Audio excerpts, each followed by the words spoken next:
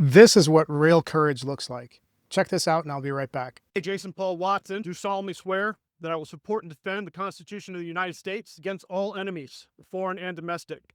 That I will bear true faith and allegiance to the same, that I take this obligation freely, without any mental reservation or purpose of evasion, and that I will well and faithfully discharge the duties of the office upon which I'm about to enter. So help me God. When the President of the United States orders military action against foreign countries, absent an emergency scenario where American interests are under imminent, dire threats, as was done with Venezuela, Cuba, and Iran, that's an unconstitutional usurpation of Congress's authority and a violation of the War Powers Clause. These violations resulted in the deaths of 13 service members and the injuries of hundreds more. For this, the President and Vice President must be impeached, convicted, and removed. When the President of the United States grants an unelected megadonor sweeping authority to shut down large swaths of our federal government, along with unrestricted access to our government databases, that's an unconstitutional circumvention of Congress's advise and consent authority under the Appointments Clause and Congress's power of the purse under the Appropriations Clause. These violations exposed every American's personal sensitive data to leaks and exploitation, illegally terminated tens of thousands of federal civil servants, and crippled support to Americans for medical care and disaster preparedness, and by far most tragically, resulted in the deaths of hundreds of thousands of the world's most impoverished people with inhumanely abrupt cessation of U.S. aid. When the President of the United States directs the Department of Homeland Security to deny hundreds of people any due process before illegally detaining them and sending them to a foreign prison notorious for human rights abuses, that's a violation of our Fifth and Eighth Amendment rights. Most people sent to CECOT never committed any violent crimes in their entire lives, but are being defamed as violent criminals to this day as a pretext for the torture they suffered in El Salvador, paid for with U.S. taxpayer dollars. When the President of the United States sponsors violence on the American people, engaged in their constitutional right to peacefully assemble and protest, that's a violation of our First Amendment rights. Pastors praying for DHS agents violently attacked without provocation. A legal observer losing an eye after being shot with a non-lethal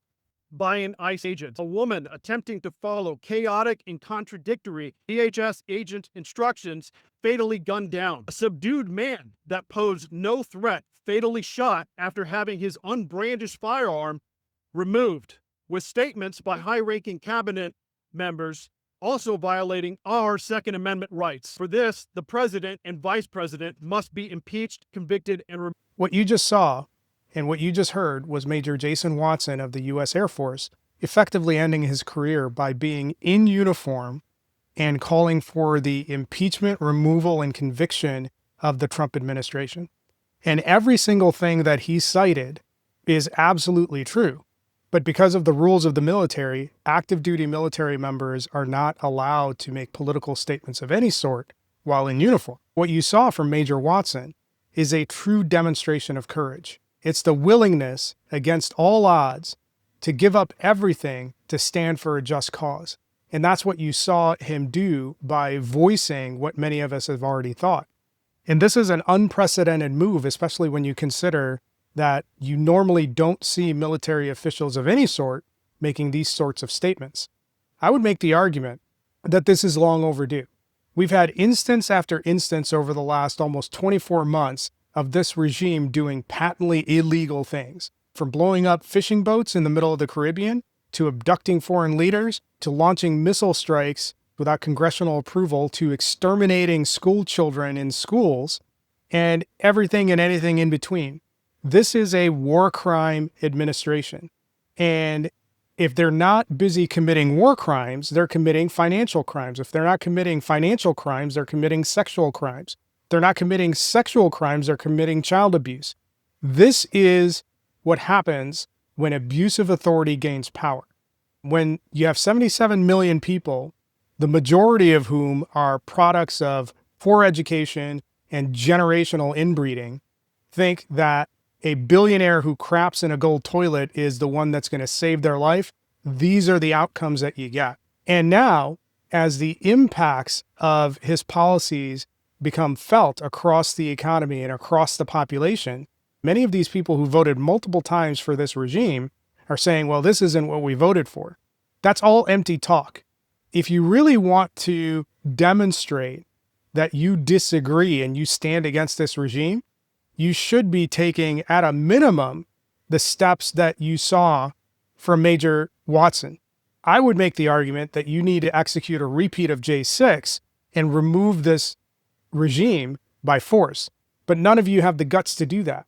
None of you have the guts to do that because, by and large, you're all cowards. And that's why you're constantly scared. You're constantly scared of everyone and anyone and anything that isn't white and your version of Christian. That's why you sit on the sidelines.